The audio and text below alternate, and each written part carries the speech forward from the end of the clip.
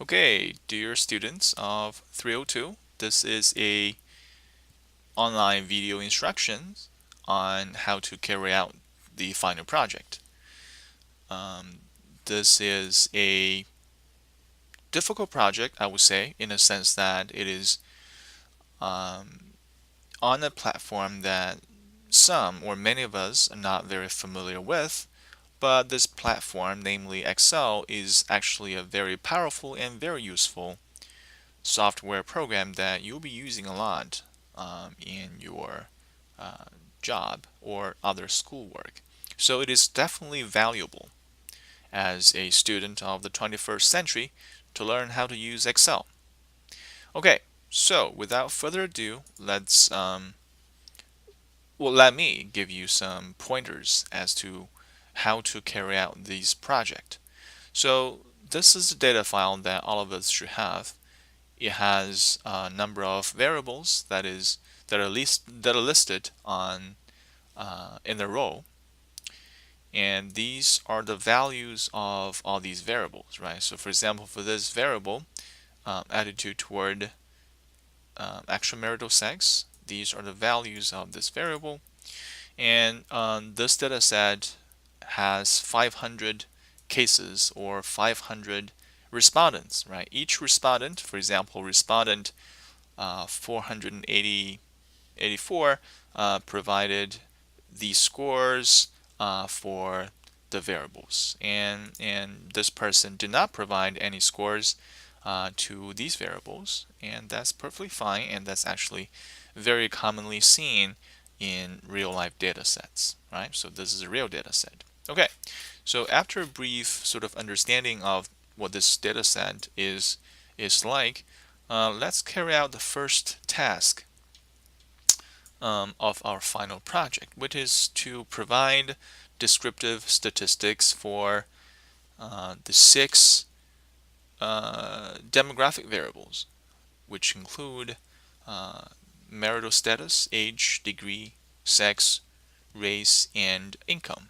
Okay, so we learned from class that descriptive statistics have two basic types: central tendency and dispersion.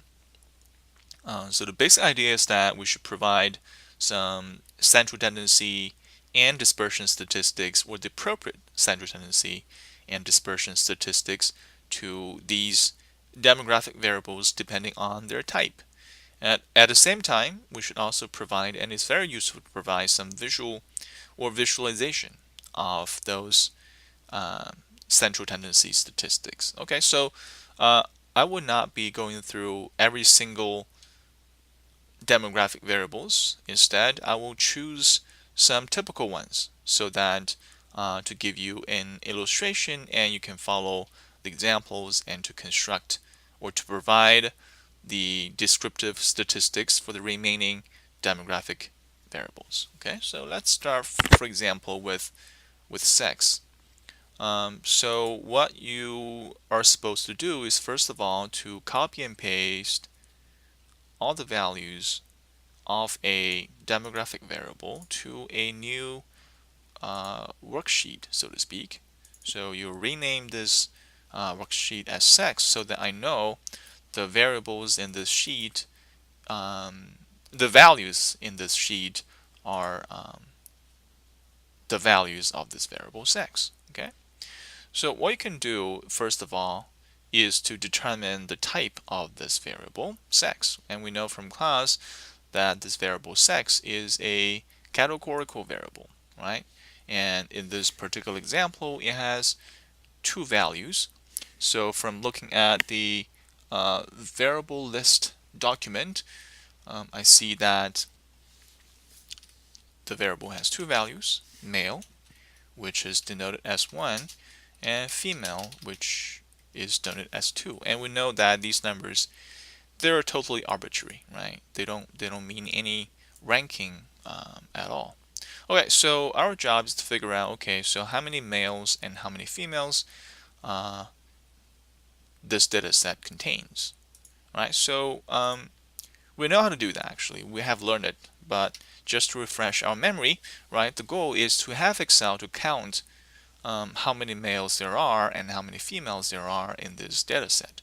So we count, right? Count. But this is not just a random count. We're specifically asking Excel to count how many ones, right?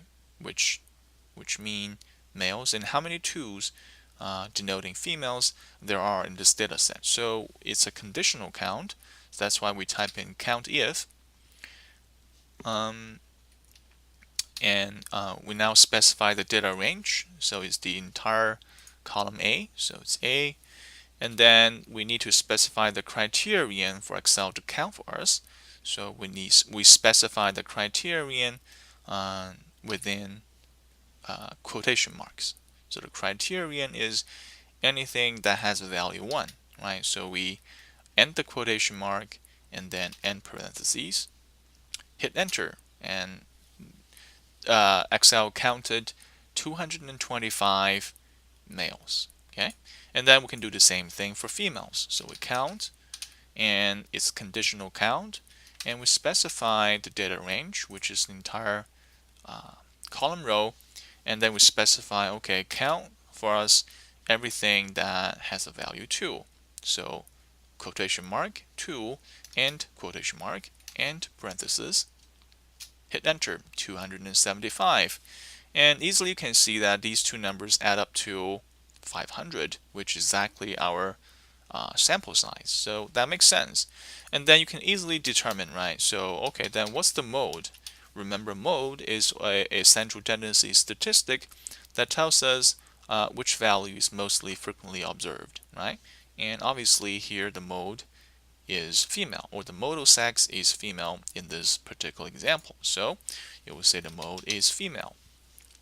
There's actually a quicker way to find out a mode of this data set, and that is, for example, to let's let the mode to appear here. So you can simply type in mode, and you highlight the entire data set, data range, and then it tells you that in this data range, the value 2 is the mode, okay, which happens to be female according to the variable list document. So that's actually consistent with our way of finding out the mode.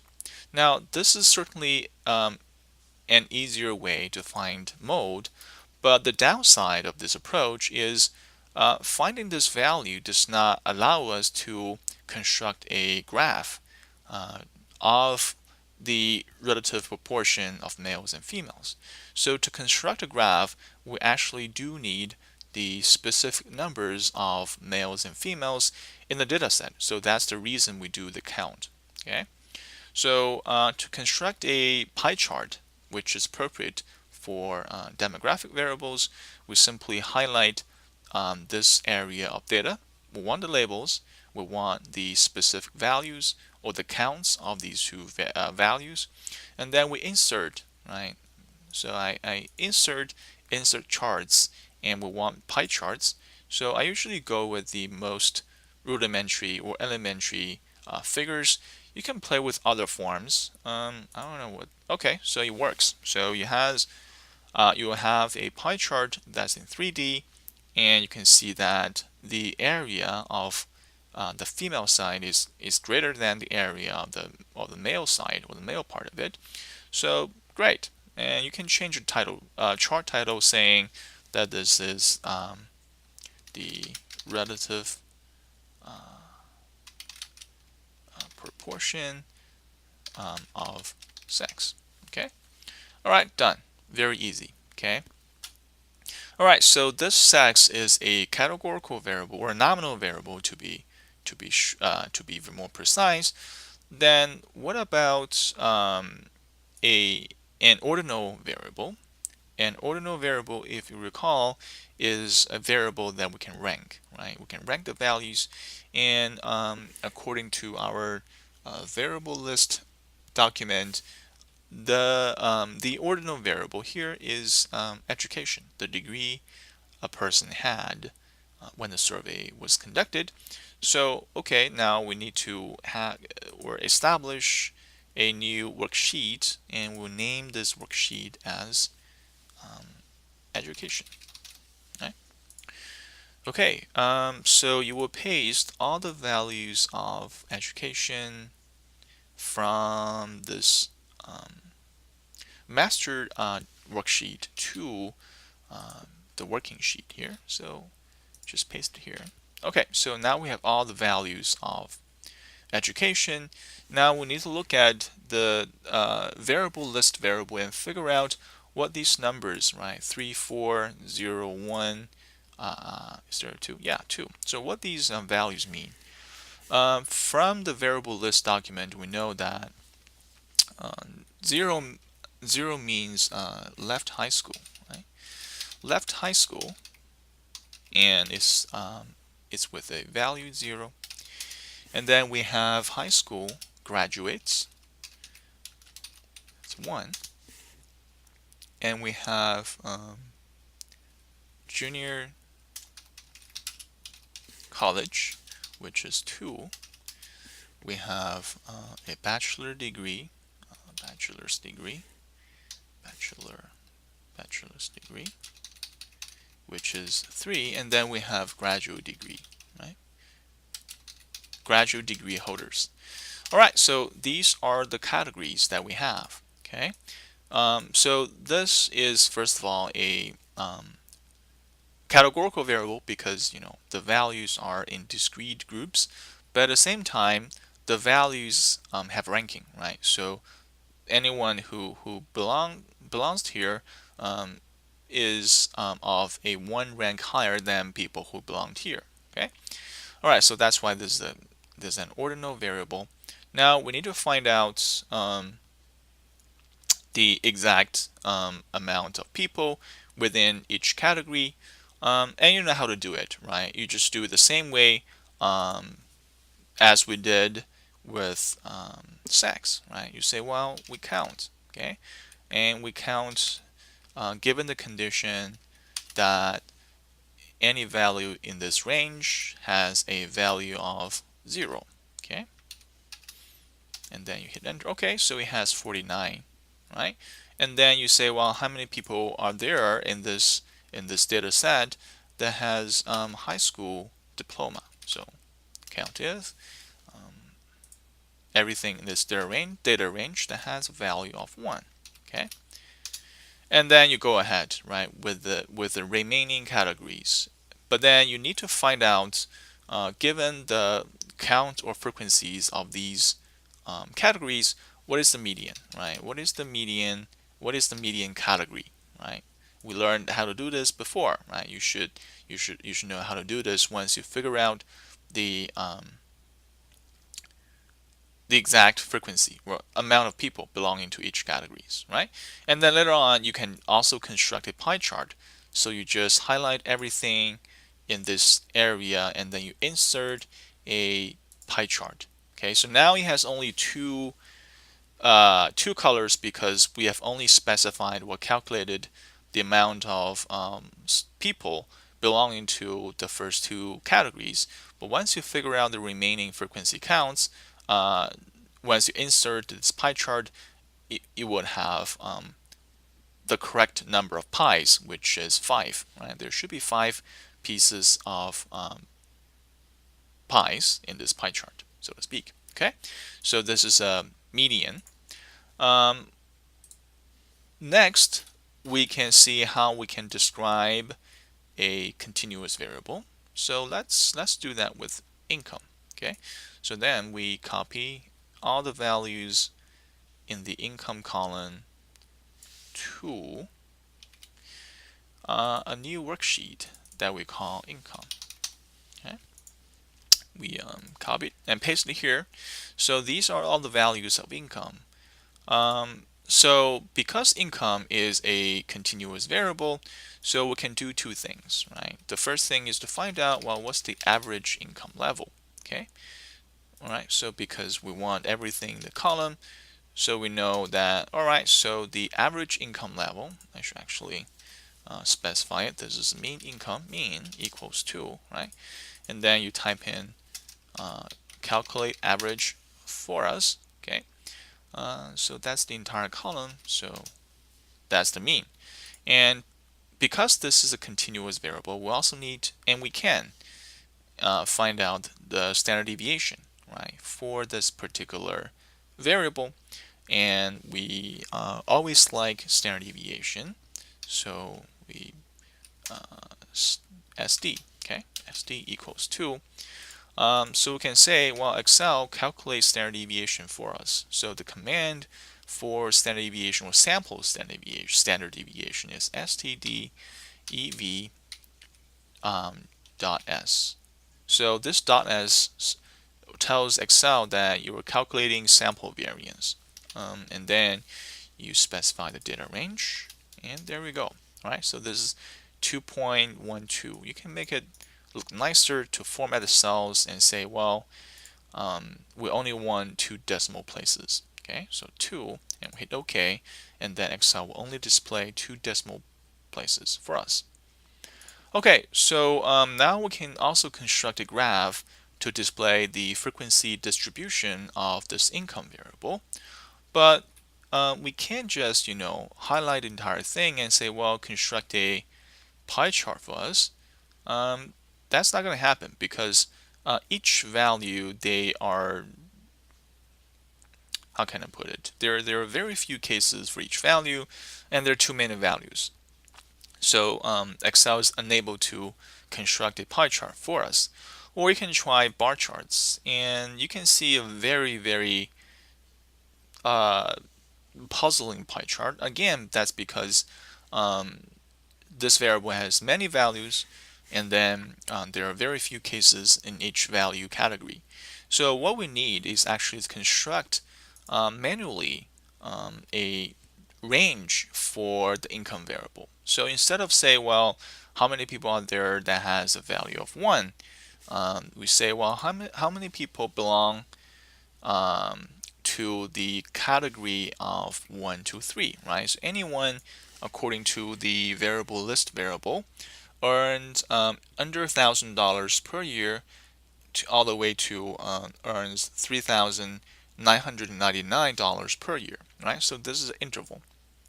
Then we can similarly construct a second interval that's from 4 to 6, and then we can do 7 to 8, 9, 10.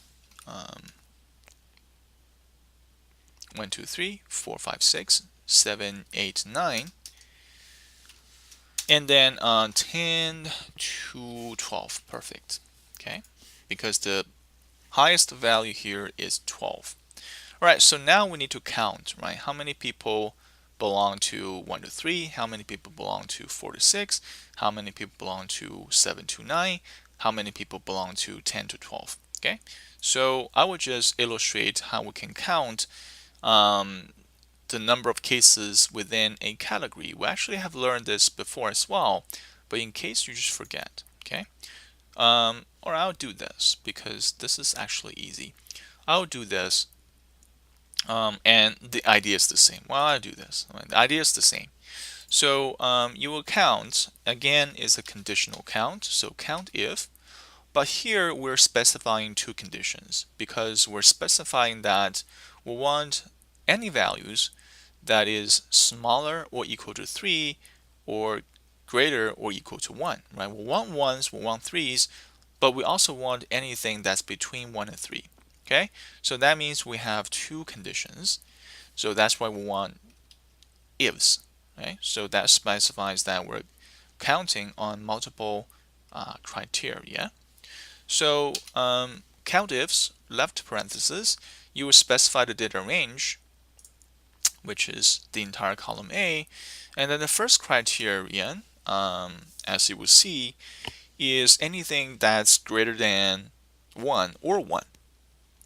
Okay, so the first criterion will be, we start with the quotation mark, and then you want to say, well, we want all the values here that is greater or equal to 1.